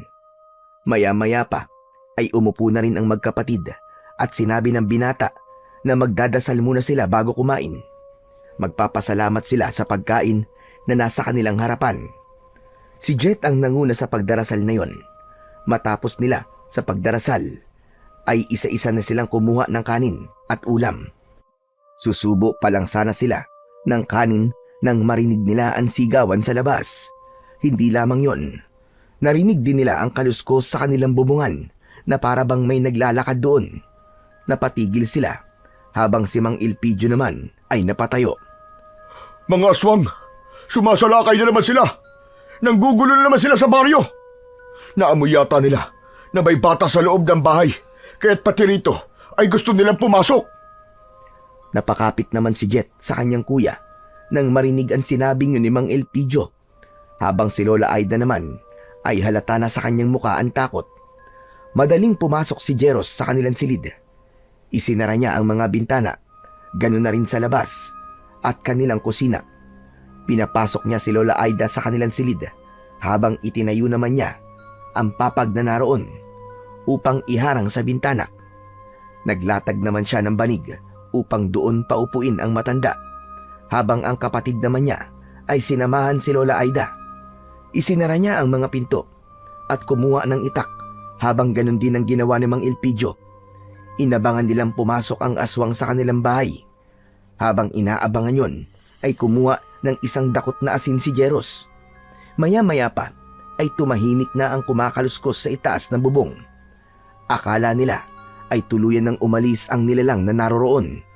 Ngunit nang akma na sanang lalakad ang binata, ay biglang nasira ang bubong ng kanilang sala. Kasabay nun ang pagbagsak ng isang nilalang. Ang akala nila ay nag-iisa lamang yon. Ngunit dahil sa sira ng bubong, ay isa-isa nang pumasok ang mga magkakamukhang nilalang. Mga hayop kayo! May pintuan naman! Sinira niyo pa ang bubungan! Umangil ang mga aswang at sabay-sabay silang umatake sa nakatayong si Mang Elpidio at Jeros. Ngunit bago pa sila tuluyang makalapit, ay mabilis na gumalaw ang binata at ibinato sa kanila ang isang dakot na asin na kanyang hawak-hawak. Hindi na rin niya napansin ang maladagdang likido na dumadaloy at lumalabas sa kanyang palad. Bumalot ito ng gusto sa itak na kanyang hawak. Kaya nang muling umatake ang mga aswang na kanilang nasa harapan, ay agad nila itong pinagtatataga. Nang mapatay nila ang lahat ng aswang, bigla na lamang silang nakarinig ng mas malalakas na kalabog sa silid kung saan naroroon ang kanyang kapatid at lola. Kaya't hindi na sila nagsayang ng oras. Mabilis nilang binuksan ang pintuan. Nakita nila doon na hinihila ng isang aswang si Lola Aida palabas ng bintanang winasak ng mga aswang. Dahil hindi pa alam gamitin ni Jet ang kanyang kapangyarihan na taglay, ay hindi niya alam ang kanyang gagawin. Kaya't nang hawakan ni Jeros ang aswang na papaalis, dala-dala ang matanda, ay ginaya niya ito. Kaya hindi nila maintindihan pareho kung bakit nagliyab ang aswang nang sabay nila itong hawakan. Jeros! Jet! Sabay niyong hawakan ng mga aswang! Mas mabisa ang kambal na mutya na inyong taglay kapag magkasama kayong lalaban! Naiintindihan ko na po ngayon, Mang Elpidio! Ako rin po, kuya. Kaya pala may lumalabas na maladagta sa mga kamay ko. Dahil sa mutya pala yun. Mang Elpidio, sige po. Kunin niyo po si Lola. Kami na po ang bahala sa mga aswang. Mabilis na tumakbo si Mang Elpidio at inalalayan ang matandang nabitiwan ng aswang na napatay ng magkapatid. Habang inilalayo ni Mang Elpidio si Lola Aida, may isang mas malaking aswang na mukhang paniki ang siyang humarang sa kanilang daraanan. Kaya't agad silang nilapitan ng magkapatid na wala pa ring tigil ang paglabas ng maladagta na likido sa kanilang mga palad. Tinignan lamang sila ng malaking aswang at ngumisi. Hindi ito nagsalita at gamit lang ang senyas ay nagawa niyang ipag-utos sa ibang aswang na kunin ang 2 taong pinoprotektahan ng magkapatid. Mabilis yun na sinunod ng mga aswang, at dahil marami silang hindi alam sa kanilang kapangyarihan, ay hindi nila nagawang maitaboy ang mga aswang na kukuha kay Mang Elpidio at Lola Aida. Kaya nang makuha nila ang 2 tao, ay inilipad nila ito at ngumiti sa kanila ang malaking aswang. Kitang-kita dito ang dilaw nitong matatalim na ngipin. Pagkatapos nun ay tumalikod na ito at lumipad. Sumunod ito sa ibang aswang na dala-dala sila Lola Aida at Mang Elpidio. Humahangos naman si Jeros upang lapitan ang kanyang kapatid. Jet! Jet! Ano? Ayos ka lang ba? Ayos lang ako, kuya. Pero si Lola Aida at Mang Elpidio, kuya, natangay sila ng mga aswang. Alam ko, Jet. Kaya susundan natin sila. Hindi sila pa pwedeng mapahamak. Itinayo ni Joros ang kanyang nakababatang kapatid. Ngunit isang hakbang pa lamang nila ay umikot ang kanilang paningin. Napapikit sila at sa muling pagdilat ng kanilang mga mata ay nasa ibang lugar na sila. Para bang nasa ibang dimensyon sila dahil sa lugar na yon ay maliwanag. Puno ng puno ng saging. Kumikintab ang paligid. Maya-maya pa, isang maliit na boses ang kanilang narinig at isang boses ng babae. Nang lumingon sila sa kinaroroonan ng tinig, ay nanlaki ang mga mata nila dahil sa isang nilalang na nakaupo sa isang puno ng saging. Unggoy yun na may isang katawan, ngunit dalawa ang ulo. Hala! Kuya! Ano yan? Diyos ko, kanina aswang tapos ngayon, unggoy na nagsasalita naman. Kuya, mamamatay na yata ako sa nangyayari sa mundo. Kuya! Tumahimik ka nga, Jet! Sino ka? Mali! Sino kayo? Tsaka, nasaan kami? Ayong matakot. Ako si Veronica. At siya naman ang aking kambal na si Vernon. Kami ang gabay ng mutya na inyong taglay. Nakita namin ang sinasapit ng inyong baryo. Dati na itong nakita sa isang hula. Ngunit hindi ito binigyan ng pansin ng mga tao. Sinadya ko ang pagbibigay sa inyo ng mutya dahil nakita kong karapat dapat kayo. Basta, ako naman si Vernon. Ako ang kambal ni Veronica. Ako ang magsasabi sa inyo ng kakayahan ng inyong mga mutya. Unang kakayahan, kaya nyo maglabas ng maladagtang likido sa inyong mga palad. Ang mga masasamang nilalang na inyong mahahawakan ay maaaring magliyab. Pangalawang kakayahan, habang magkasama kayo ng iyong kapatid, ay mas malakas ang mutya at ang pinakahuli sa lahat. Kapag ang ginamit ninyong sandata ay ang matigas na bahagi ng dahon ng saging, ay mas malakas kayo. Sa bawat hagupit na inyong pakakawalan, ay magiging sanhi ng kamatayan ng masasamang nilalang. Teka, kayo po ang nakakaalam ng kapangyarihan. Bakit hindi nyo na lamang po kami tulungan?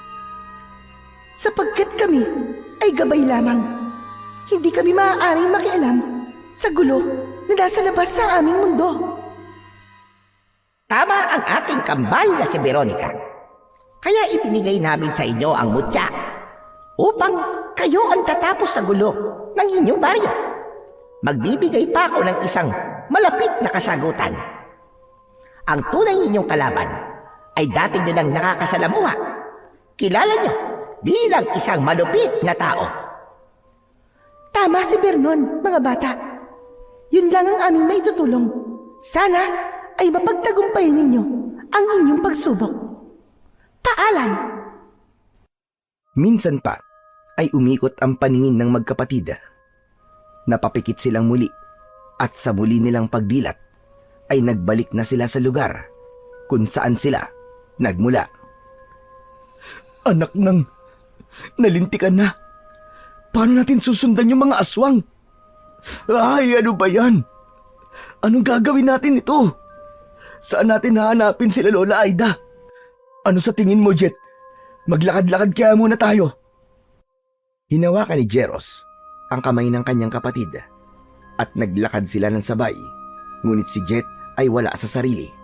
Hanggang sa may naamoy silang mabaho na para bang nabubulok na katawan. Napatingin sila sa isang talayb. Nilapitan yun ni Jeros at habang lumalapit ito ay mas lalong nangangalingasaw ang amoy na nabubulok. hinawi niya ang talahib at tumambad sa kanya ang katawan ng isang pamilya. Isa doon ang lalaking napatay ni Don Leopoldo. Hayop na yun! May mga patay dito, Jet! May patay na tao! Pinuntahan ng batang si Jet ang mga patay na tao na sinasabi ng kanyang kuya. Nakita niya nga doon ang isang pamilyang walang buhay. Wakwak ang dibdib at tiyan ng mga ito at nakadilat pa ang mga mata. Kuya, mukhang alam ko na kung sino may pakana ng lahat ng ito. Pakinggan mo ko sa lahat ng clue na ibibigay ko. Una, pinagnakawan raw si Don Leopoldo at bigla daw nawala yung tao. Pangalawa, yung mga narinig kong mag-asawa na nag-uusap. Nabanggit nila na yung mga tao daw na natagpo ang walang buhay ay nakita malapit sa sagingan ni Don Leopoldo. Tapos si Manong na pinag-aagupit ni Don Leopoldo.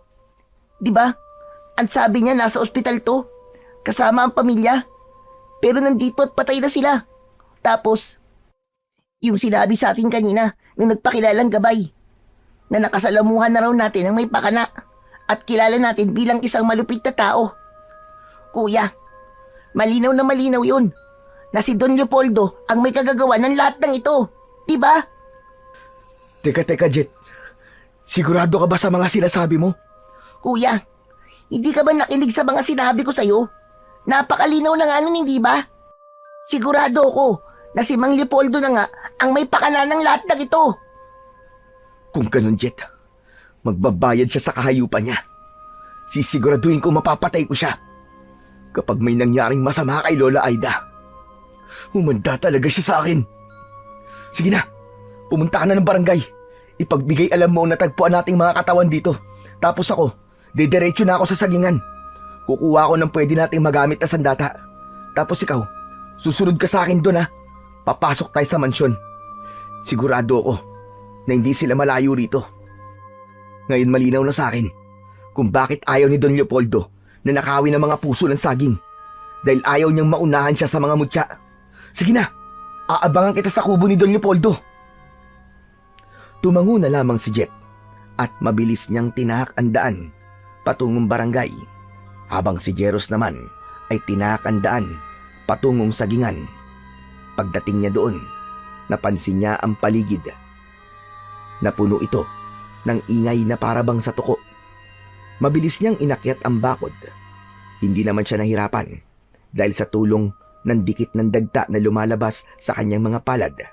Pagpasok niya, dumiretso agad siya sa sagingan at namili ng matandang dahon ng saging para sa matigas na bahagi na kanilang magagamit sa pakikipaglaban.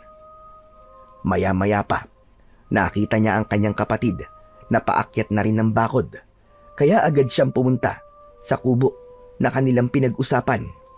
Bit-bit ang mga nilinisan na tangkay ng dahon ng saging. Binigyan niya ng isa ang kanyang kapatid at binulungan ito na dahan-dahan silang papasok sa malaking mansyon. Magdahan-dahan ka lang. Papasok tayo ng mansyon nang walang makakapansin. Hawakan mo ang kamay ko, Jet. Huwag kang lalayo sa akin, ha? At kahit na anong mangyari, huwag mong bitiwan ang kamay ko. Maliwanag ba? Maliwanag po, kuya. Pero teka lang. Kahit na ano man ang mangyari sa akin, kuya, gusto kong malaman mo na mahal kita, ha? Pakisabi din kay Lola Aida na mahal ko siya. At salamat sa lahat. Si Raulo, ano ba pinagsasabi mo? Para ka na mamaalam, ha? Bumasok tayo ng magkasama at buhay. Lalabas tayo ng buhay at ligtas.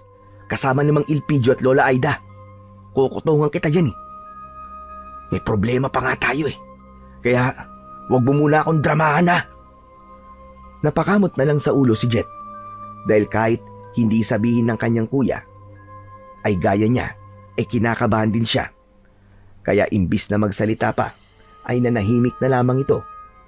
At habang naglalakad sila patungo sa mansyon, hindi nila namalayan ang kumpulan ng mga langgam na naapakan ni Jet.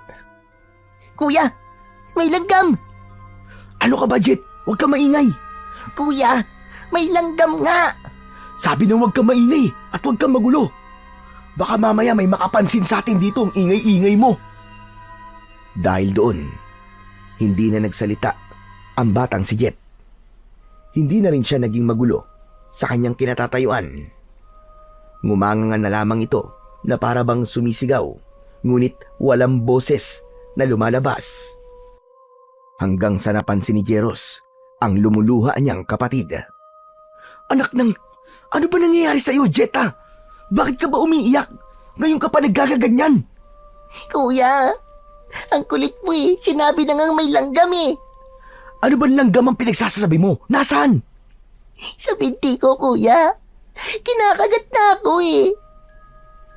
Bakit di mo sinabi kagad sa akin? Kamutin mo muna.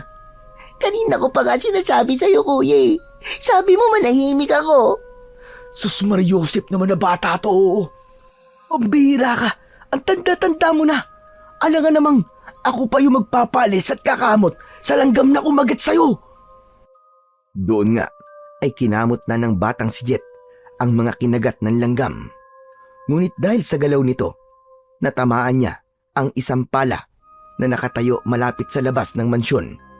Nagdulot yun ng ingay, kaya't dali-dali silang nakita ng mga aswang na nagbabantay sa labas. Umangil ang mga ito, sabay sugod sa kanila, kaya't naghawak kamay muli ang magkapatid at sabay nilang pinaghahampas ng tangkay ng saging ang mga aswang na lalapit sa kanila. Dahil sa ingay na yon, nakuha nila ang atensyon ng mga aswang na nasa loob rin ng mansyon, kaya't nagsilabasan ang mga ito at isa-isang umatake sa kanila. Ngunit kahit na anong gawing lapit ng mga aswang, nagagawa lamang silang mapatay ng magkapatid, kaya't ang ibang aswang ay tumigil na sa pag-atake. O ano? Mga siraulo kayo! Natatakot na ba kayo ngayon? Sige! Sumugod pa kayo! Maglaban tayo! Patay kung patay! Kuya, teka, time first muna, time first. Kuya, ang sakit na ng pantog ko. Naiihi na ako. Anak naman ng putya, oo. Nasa gitna tayo ng laban ngayon ka pa iihi. Tiisin mo muna yan. Pero kuya, lalabas na, hindi ko na kayang pigilan. Hindi mo naman masasabi sa kalaban na, teka lang, time first at iihi lang ako. Loko ka talagang bata ka, oo. Ilalabas na talaga, kuya eh. Puputok na ang pantog ko, hindi ko na kaya. Ano ka ba? Pigilan mo muna yan. Baka mamaya matalo tayo eh. Bahala ka na nga dyan, kuya, ang kulit mo. Habang nasa ganong tagpo sila, lumabas si Don Leopoldo nang nakangisi. Habang may dalawang aswang na mukhang paniki ang nasa magkabila ang gilid nito. Hawak si Mang Elpidio at si Lola Aida. Habang si Don Leopoldo naman ay nakangisi at para bang alam niya na mananalo na siya. Aba, at may bisita yata ako. Hayop ka, Don Leopoldo! Ikaw pala ang pinuno ng mga pangit na aswang na to! Ikaw din pala ang pasimuno ng patayan sa baryo! At ikaw rin pala ang dahilan ng kaguluhan dito! Ano naman ngayon? May magagawa ka ba? Napakasaya kayang manggulo at manira ng maayos na baryo. Hayop kang demonyo ka! Kung gaano ka kapangit, ganon din kapangit ang ugali mo! At mas lalo pa yata ang nakatago mo at umaalingasaw na sikreto! Manahimik ka! Sasabihin ko na ngayon ang mga kailangan ko. Buhay nila. Kapalit ang mga buhay ninyo. Mga apo, huwag kayong makikinig sa hayop na ito. Dahil kung ibibigay nyo ang mga sarili nyo sa hayop na Leopoldo na to at nakuha niya ang gusto niya, sigurado papatayin niya rin ang lahat ng mga tao rito sa baryo. Kaya mga apo, huwag kayong papayag sa gusto niya. Matanda na ako. Ayos na ako sa buhay ko. Handa na akong mamatay. Manahimik ka, tanda! Ang daldal mo! Malakas na sinampal ni Don Leopoldo ang matandang nagsasalita na si Lola Aida. Pagkatapos nun ay napalapit sila dahil nakita nilang sinampal ni Don Leopoldo ang kanilang lola. Ngunit nag-iba ang anyo ng muka ni Don Leopoldo at itinaas nito ang kanyang isang kamay at nagbago rin ang anyo nito. Naging kulay itim ang kanyang kamay at naging matutulis ang mga kuko nito na animo ay tare ng manok. Isa pang maling hakbang at gigilitan ko ang leeg ng matandang ito. Sige, subukan nyo. Lumapit kayo nang makita nyo ang hinahanap nyo. Madaya ka! Matapang ka lang dahil may alas kang hawak. Subukan mo silang bitawan at saka tayo maglaban ng patas. Ano? Hinahamon kita! Anong tingin mo sa akin? Uto-uto, walang pinag-aralan. Tanga! Hindi ako magpapauto sa inyo, mga mangmang! Kung ganun, pumapayag na kami. Bitiwan mo si Lola at si Mang Elpidio. Ibibigay namin ang kailangan mo. Mabilis na sumenyas si Don Leopoldo sa kanyang mga alagad at pabagsak na binitiwan ng mga aswang sina Mang Elpidio at Lola Aida.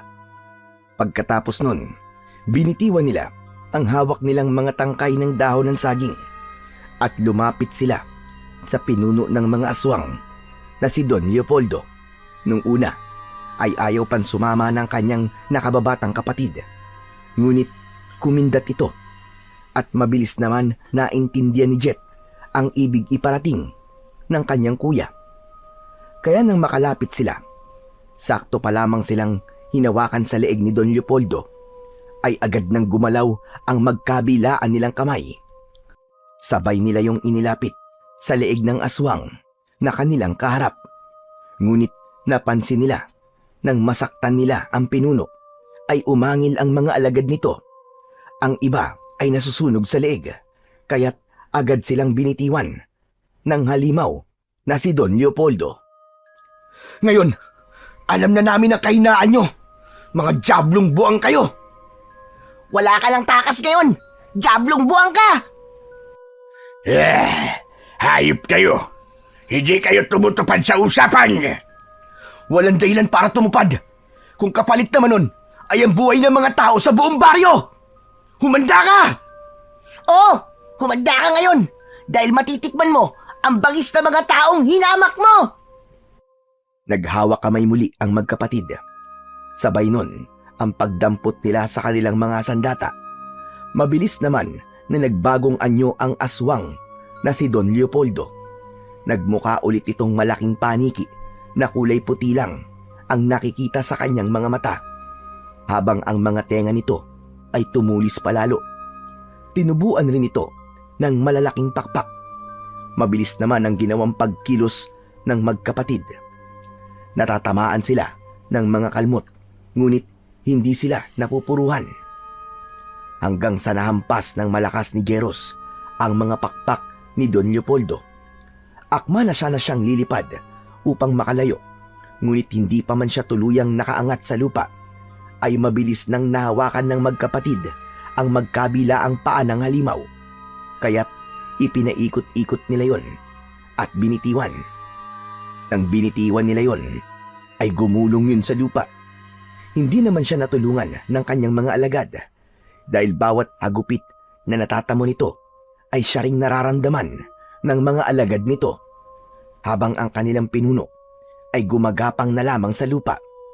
Nilapitan ito ng magkapatid habang magkahawak pa rin ang mga kamay. Maawa na kayo. Huwag niyo akong papatayin, pakiusap. Magpapakalayo-layo na lang ako. Patawarin niyo ako. Huwag niyo akong papatayin. Nung may taong pinapatay kang hayop ka o pinapatay ng mga alagad mo, tapos nagmamakaawa sila sa'yo, naawa ka ba? Hindi, di ba? Hindi ka naawa. Brutal mo silang pinatay. Tapos, yung taong pinatay mo ang buong pamilya, siguradong nagmakaawa rin sila sa'yo na huwag mo silang papatayin. Naawa ka bang hayop ka? Hindi rin, di ba? Dahil demonyo ka. Demonyo! Demonyo! Kaya wala kaming dahilan para maawa sa isang kampo ni Satanas na kagaya mo. Sabay nilang inihampas ang kanilang mga sandata sa magkaibang direksyon. Pagkatapos nun, sabay ng mga aswang na nasunog ang siya ding pagkasunog ng katawan ng pinuno ng mga aswang. Nang makita nila ang pagkalusaw ng mga aswang at alam nilang tapos na, mabilis nilang nilapitan ang 2 taong nakatayo. Lola Aida! Mang Ilpidio! Salamat sa Diyos! Tapos na po. Patay na po ang mga aswang. Wala na po si Leopoldo. Malaya na po uli ang baryo. Wala na po uling sasalakay at manggugulo sa baryo natin. Tama kayo mga apo. At nagpapasalamat ako dahil nagawa niyong maalis sa landas natin ang demonyong naglalakad sa lupa upang patayin ang mga taong tahimik na naninirahan dito. Sigurado kong ipagmamalaki kayo ng buong baryo, mga bata. Maraming salamat sa pagkakaligtas niyo sa amin. Isa kayong tunay na mga bayani. Pagkatapos nun, nagyakapan sila ng maigpit. Sumali na rin doon si Mang Ilpidio. Dala rin ng kanilang kasiyahan.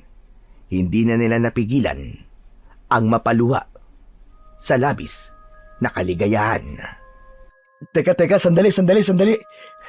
Ano yun? Ano yung amoy na yun? Ang pangya! Lola, teka. Ikaw ba yun? Naihi ka ba sa short mo? Sira ulo batang ito. Kahit matanda na ako, hindi naman ako ulyanin. Aber, bakit naman ako iihi sa sarili ko sa lawal? Kutongan kaya kita. Napatingin sila sa nananahimik na si Jet. Tinignan nila iyon pababa. Oo. Anong tingin niyo sa akin? Sinabi ko naman kasi kay kuya na time first muna at naiihi ako eh. Hindi ako pinapansin. Kaya yan, naihi na tuloy ako sa salawal ko.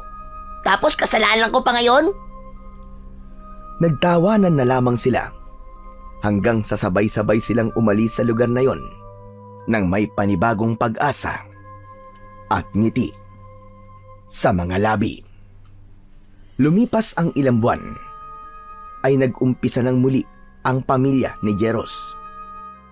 Habang ang mutya naman ay nanatili na sa kanila. Hindi na yun binawi pa ng kambal na gabay. Namuhay na rin ng matiwasay ang baryong kanilang iniligtas sa kamay ng mga aswang. Pagkatapos ng 1 taon, matapos ang madugong sagupan sa mga aswang, unti-unti na ring nakabangon ang mga tao sa pinsalang dulot ng mga aswang. Nakapagsimula na ng maliit na negosyo ang magkapatid.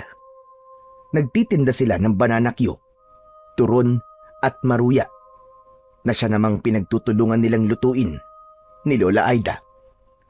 Naging mabenta ito sa kanilang baryo at talaga namang pumatok sa panlasa ng kanilang mga kapitbahay. Kaya kahit papano ay masasabi natin ngayon na maayos na ang takbo ng pamumuhay ng magkapatid. At dahil doon, si Jet ay natupad na ang kanyang pinakagusto. Nakapag-enroll na rin siya para muling pumasok sa eskwelahan at ipagpatuloy ang kanyang palaging nauudlot na pag-aaral. At madalas naman na nakagabay sa kanila si Mang Ilpidio na hinasa pa sila at si Nanay na mas matutunan kung paano gagamitin ng mas maayos ang kanilang mutya ng saging sa pakikipaglaban sa mga kampo ng kadiliman tulad ng mga aswang na posibleng magatid muli ng takot at kaguluhan sa kanilang baryo sa hinaharap. Nangako naman ng magkapatid na hanggang magkasama sila at may lakas ay patuloy nilang ipaglalaban at ipagtatanggol ang kanilang mga mahal sa buhay at baryo laban sa mga aswang. sa ngalan ng pag-ibig at katarungan. Sa kwentong inyong napakinggan ay pinatutunayan ng magkapatid na kahit gaano kahirap ang unos mula sa pagiging ulila hanggang sa mabibigat na araw sa ginagapasang sagingan at sa madidilim na banta ng mga aswang, ay hindi matitinag ang dalawang pusong nagmamahalan at nagtutulungan. Sa piling ng kanilang Lola Aida, natutunan nilang bumangon, magpakatatag at huwag kailanman sumuko. At sa bawat laban na kanilang hinarap, naging sandata nila ang pagkakapit-bisig at dalisay na pagmamahal sa isa't isa.